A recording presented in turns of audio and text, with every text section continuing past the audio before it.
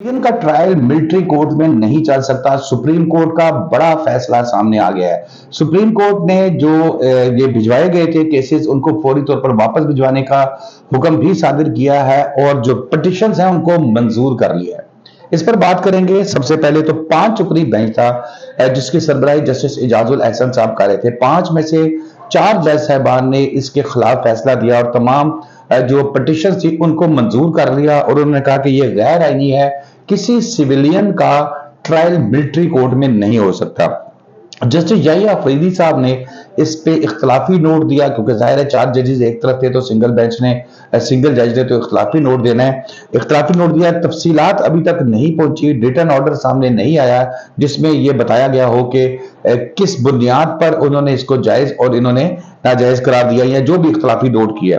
अब इसके बाद डेवलपमेंट क्या होगी? सबसे पहले ये बात करते हैं कि 103 केसेस हैं, मुल्जिमान हैं, 103 मुल्जिमान हैं जो 9 मई के वाकयात के इल्जाम में जिनको गिरफ्तार किया गया था।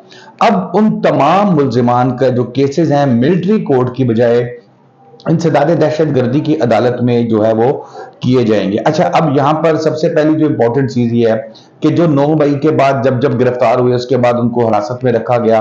अब सबसे पहले उनको हक मिलेगा कि वो जमानत की दरखास्त दायर कर सके और जमानत हासिल कर सके। कई लोगों को जमानत मिल जाएगी, शायद कुछ लोगों को जमानत ना मिले, लेकिन बहरहाल अदालत ने यह फैसला करना है। मिलिट्री कोर्ट्स में कहा गया है कि मिलिट्री कोर्ट्स में किसी भी सिविलियन का ट्रायल नहीं हो सकता। आर्गुमेंट दिए गए इसमें जस्टिस इजाजुल एहसन साहब, जैसे मैंने बताया कि उनकी सरबराही में था बैरिस्टर एतजाज एहसन, जो कि इसमें दरखास्त गुजार की तरफ से वकील थे। उनका पहले दिन से यह मौकिफ था कि सिविलियन का मिलिट्री कोर्ट में ट्रायल नहीं हो सकता। अब एक दफा मैंने उनका इंटरव्यू भी किया तो मैं उसकी भी थोड़ी सी चीजें डिस्कस करूंगा, बाद वो किसी वजूहात की बिना पर वो नहीं हो सका, चल सका।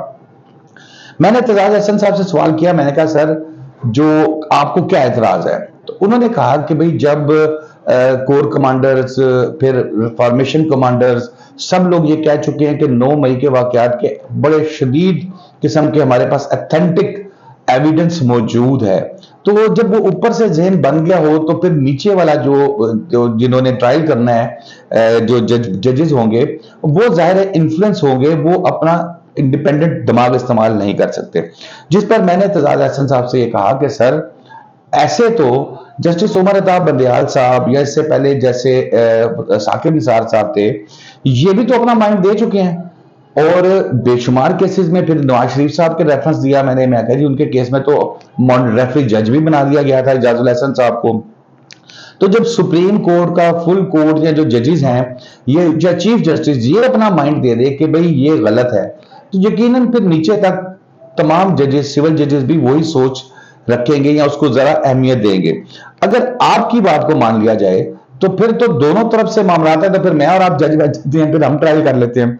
बहरहाल ये अब सूरत हाल थोड़ी सी क्योंकि डिफरेंट हो गई है। साबिक चीफ जस्टिस साहब थे उमर अता बंदयाल साहब, उनको हुकूमत को भी कुछ तहफ़्फ़ुज़ात थे उन पे उस वक्त की हुकूमत को, और उनका कुछ रवैया इस तरह का था जो मुसलसल मदाखलत सियासी से वो थे। चेंज क्या हुआ है? चेंज ये हुआ है कि अब आ गए हैं चीफ जस्टिस जो है वो जस्टिस काजी फाइज ईसा साहब हैं। अभी तक जब मैं आपसे बात कर रहा हूं मेजॉरिटी पॉलिटिशियंस की भी काजी फाइज ईसा साहब पर एतमाद कर रही है और वो ये समझ रही है कि फाइज ईसा साहब जो है वो कानून और आइन के मुताबिक चीजों को लेके चलेंगे। देखिए ना, अब सबसे बड़ी इंपॉर्टेंट चीज कि उन्होंने इस केस में खुद दाखिल होने की कोशिश नहीं की, जैसे इससे पहले उमर अता बंदयाल साहब होते थे कि घुस जाते थे हर केस में। उन्होंने ये एक बेंच बना दिया 5 रुकनी, उन्होंने कहा भाई आप समाप्त करें, फैसला दे दे, वो फैसला अब हो गया। तो यकीनन काजी फाइज ईसा साहब की तरफ से कोई ऐसा माइंड नहीं दिया कि 9 मई के वाकयात दुरुस्त थे या गलत थे। जो सेशन जज में जाएंगे, जो अब अगर इंसदाद दहशतगर्दी की अदालत में केसेस जाते हैं तो यहां पर जो जज साहिबान बैठे हैं वो यकीनन अपना माइंड अप्लाई करेंगे, वो एविडेंस देखेंगे, वो गवाहों को देखेंगे और अगर कोई बरी होता होगा तो उसको बरी कर देंगे। अगर कोई सजा पाना जिसको सजा हो सकती होगी तो उसको यकीनन सजा होगी। उसके बाद अपील चली जाएगी, उसकी अगर सजा होती है तो फिर हाई कोर्ट में इंट्रा कोर्ट अपील 2 रुकनी बेंच सुनता है, वहां पर भी उनको एक रेमेडी मिलेगी। इसी तरीके से वहां से भी अगर होता है तो फिर सुप्रीम कोर्ट, फिर फुल कोर्ट, मतलब ऑप्शंस उनके पास हैं। मेन बात जो है वो इस फैसले से आज जुडिशरी ने एक अच्छा स्टेप लिया, एक अच्छा बोल्ड कदम उठाया। इसको मिलिट्री कोर्ट्स में जो ट्रायल है इसको कलअदम करार दे के कि भाई ये तो गलत है, ये हो नहीं सकता, और जजेस अब अपना माइंड अप्लाई करेंगे।